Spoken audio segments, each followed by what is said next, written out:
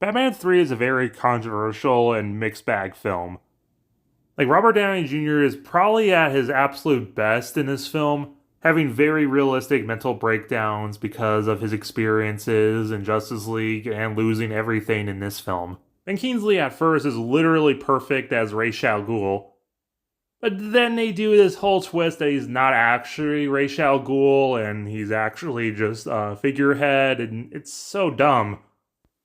I compared Jeff Bridges' take on Hugo Strange to Derek Powers, but Guy Pearson actually as Derek Powers does a pretty decent job at first, and I like his connections to Bruce when they were younger. But then that whole I am Ra's al Ghul thing, no. They tried fixing it with Nightwing and the League of Shadows, but it's just meh. The whole Red Kryptonite thing was pretty interesting, even if it mostly just faded away from the films and became a big thing in the Agents of Argus show that kind of just did its own thing. It was cool seeing Vicky kicking ass, even if her Red Kryptonite thing just sort of also faded away. I don't like the Batman armor in this film. The colors are just no. Duke Thomas, for whatever reason, wears the Red X armor in this film, and I don't know why, because he just returns to being Signal later. I think they were trying to set up like an Injustice League thing and someone will have stole the armor, but I don't know.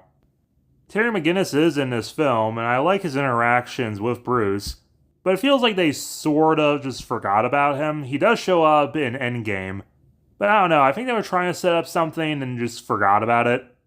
The whole end fight when Bruce unleashes the Bat Knights was super epic. But then the ending itself is kind of weird because Bruce has them all detonated and he burns the cowl, and it's kind of implied that he's going to retire with Vicky, but he doesn't. Aquaman the Dark Sea is actually one of the only handful of DCCU films that I can actually say is bad. We barely even see the Dark Sea, the poster is hilariously a ripoff of Batman 3. Nothing really happens. Eclipso is in this film, I think. He's such a wasted character and a waste of Christopher Eccleston, who chose to be in this rather than the anniversary for Red Dwarf. But Orm is still awesome and steals the show in this. Definitely a rocky start to this phase, but Superman Bloodsport is amazing. It's a nice introduction of Anthony Mackie as Steel. And it's a very unique take on Bloodsport.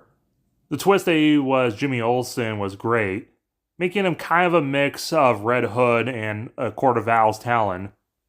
Especially that twist revealed by Ultra Humanite. The World Security Council that Waller was working for was secretly the Light, the secret shadow government that's been secretly pushing humanity to try and be better with Project Cadmus, using agents like Bloodsport to take out their enemies because of the threats of Zod and Superman, and they've infiltrated Argus. They're also a little bit like the Court of Owls, and we even got to see Superman fight a Talon, which was super cool.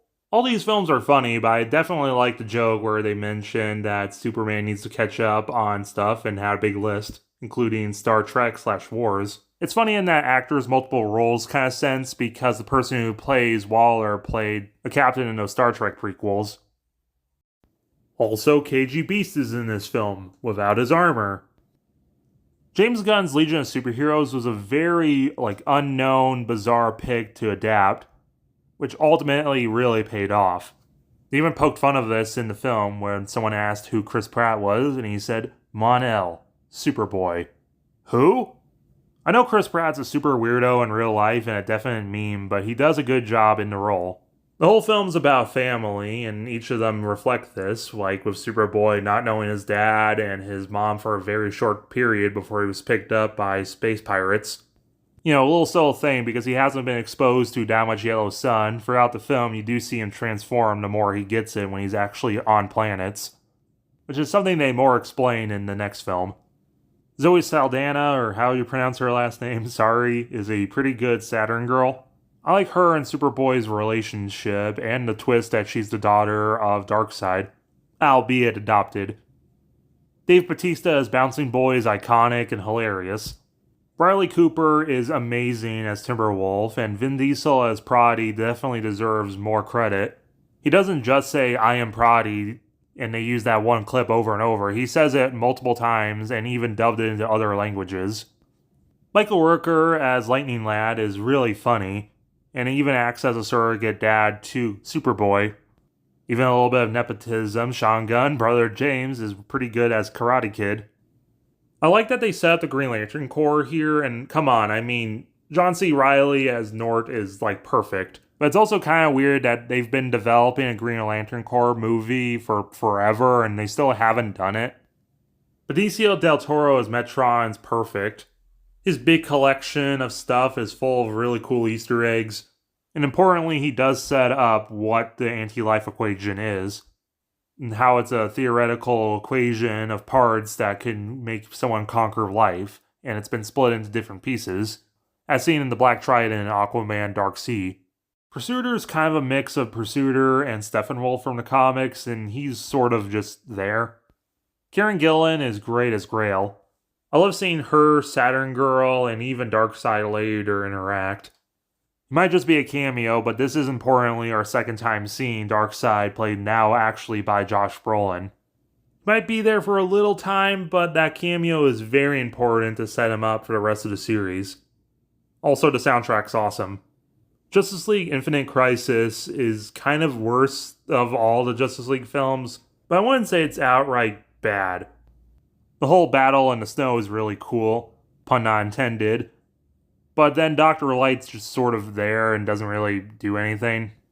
The big reveal due to Batman's experiences and paranoia because of Batman 3 and Justice League, he set up a whole contingency plan and created Brother Eye.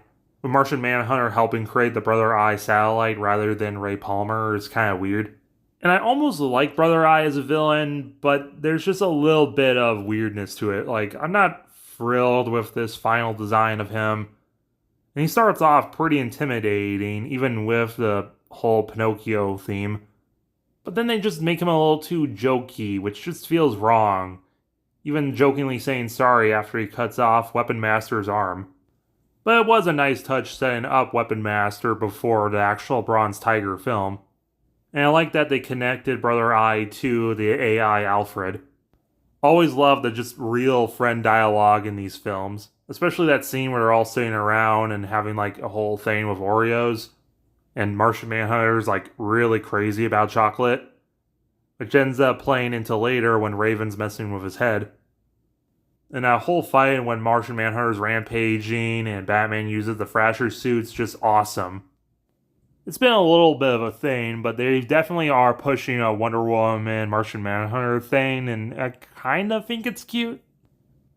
There's our introduction of Red Tornado, being created from Ultron with a piece of the anti-life equation to be like the perfect being. It's played by the same guy who voices Alfred, which is cool. And I think he does a great job and is honestly probably one of the best adaptations of the character.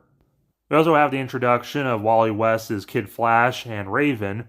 Due to a bunch of behind-the-scene bullshit dealings with Sony and the Teen Titans, they can only get these two, and they've kind of like reinvented them to be kryptonite experiments. It's fine, both actors do a great job, but I hate that they just killed off Wally West, and in the asinine way of he got shot despite earlier in the film moving bullets in his super speed.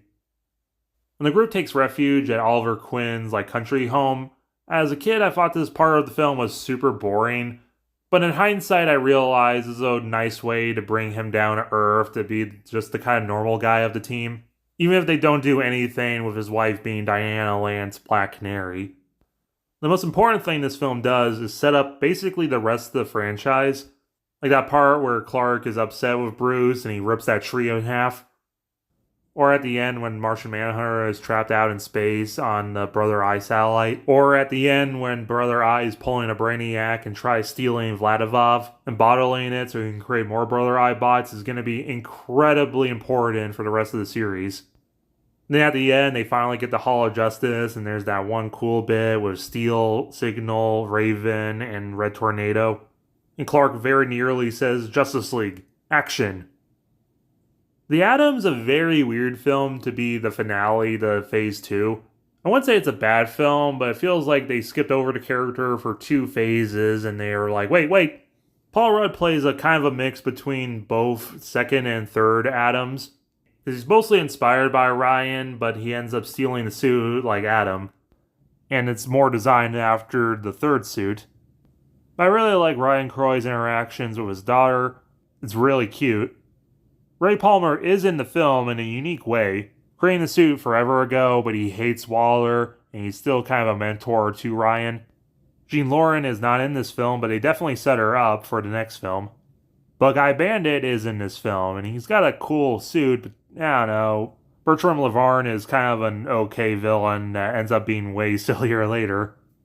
It's cool that we got a cameo from Steel, but the funniest and best character in the film is Ryan's crew, especially Lewis, who steals the entire show. Being so damn funny. Remember to hit the like button and subscribe if you're new.